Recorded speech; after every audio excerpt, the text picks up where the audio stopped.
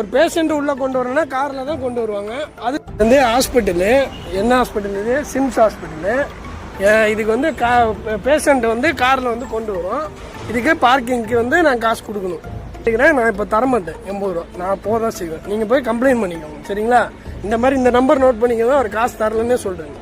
ஒரு எமர்ஜென்சிக்கு ஆம்புலன்ஸில் வந்து சிம்ஸில் வந்து அட்மிட் ஆனோம். அட்மிட் ஆகிட்டு எல்லாமே ட்ரீட்மெண்ட்டாக முடிஞ்சதுக்கப்புறமா டிஸ்சார்ஜ் ஆகும்போது நாங்கள் வெளியில் போகும்போது இந்த மாதிரி சார்ஜஸ் வந்து பார்க்கிங்க்கு இருக்குது அப்படின்னு சொன்னாங்க. ஸோ ஒவ்வொரு வாட்டி வெளியில் போயிட்டு வரும்போதும் பார்க்கிங்க்கு வந்து சார்ஜஸ் இருக்குன்னு சொல்லிட்டு வாங்கிட்டே இருந்திருக்காங்க.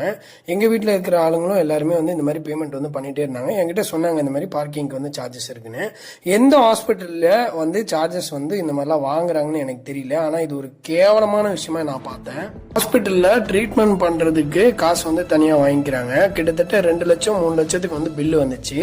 பட் ஆனால் பார்க்கிங் வந்து காரை வந்து நம்ம உள்ள விட்டுருக்கோம்னா அதுக்கு வந்து தனியா ஒரு 80 ரூபா நீங்க கொடுக்கணும்னு ரொம்ப கேவலமா இருக்கு. இதே ஒரு சின்ன சின்ன இடத்துல எல்லாம் ஏதாவது தப்பு நடந்துச்சுன்னா நம்ம தட்டி கேட்போம். இது ஒரு பெரிய ஹாஸ்பிட்டலு, அதனால நம்மளால கேட்க முடியாது அப்படின்னு நினைச்சிட்டு நான் அமைதியா போயிடலாம்னு யோசிச்சு மனசு வந்து கேட்கல. ஏன்னா பில்லு வந்து வாங்குறது ஓகே, சர்வீஸ்க்கு வாங்குறாங்க, அதெல்லாம் ஓகே. பட் ஆனா பார்க்கிங் கூட இவ்வளவு கேவலமா வாங்கணுமா? ஒரு 80 ரூபா கொடுக்கறது மேட்டர் கிடையாது. பட் ஆனால் எவ்வளோ மன கஷ்டத்தில் வந்து இந்த ஹாஸ்பிட்டல் வந்து நம்ம வந்து அட்மிட் ஆகிட்டு பேஷண்ட்ஸை வந்து கொண்டு போயிட்டு இருக்கிறோம். பணம் தான் எல்லா இடத்துலையுமே வந்து வேணுன்றத பச்சையாக வந்து அவங்க காமிச்சாங்க. ஹாஸ்பிட்டலு, என்ன ஹாஸ்பிட்டல் இது? Sims hospital. இதுக்கு வந்து பேஷண்ட் வந்து காரில் வந்து கொண்டு வரும். இதுக்கு பார்க்கிங்க்கு வந்து நான் காசு கொடுக்கணும். உள்ள அட்மிட்டில் இருக்காங்க.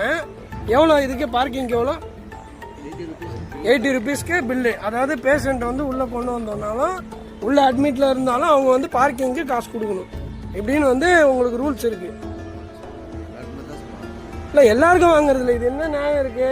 ஒரு பேஷண்ட் உள்ள கொண்டு வரணும்னா கார்ல தான் கொண்டு வருவாங்க. அதுக்கு ஒரு பார்க்கிங். என்ன நியாயம் இது? யார்கிட்ட பேசணும் இதுக்கு?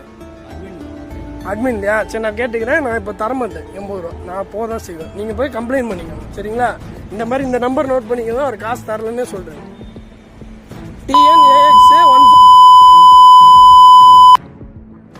இந்த மாதிரி கேவலமான விஷயம்லாம் வந்து பெரிய பெரிய ஹாஸ்பிட்டல்ல நடக்குதுன்னு தான் நினைக்கிறேன். எனக்கு தெரியல.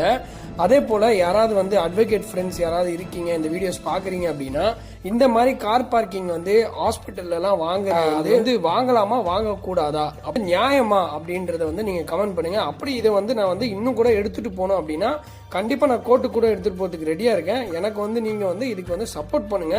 தப்பு இருந்துச்சு அப்படின்னா எனக்கு வந்து எடுத்து சொல்லுங்க. இந்த அண்ணன் கிட்ட பேசி என்ன பிரயோஜனம்? மேல இடத்துக்கு போலாம்னு சொல்லிட்டு போயிட்டு அட்மின்ல பேசினேன், காசு தர முடியாதுன்னு சொல்லிட்டு நான் பாட்டி கிளம்பிட்டேன். ஸோ நான் பண்ணது கரெக்டா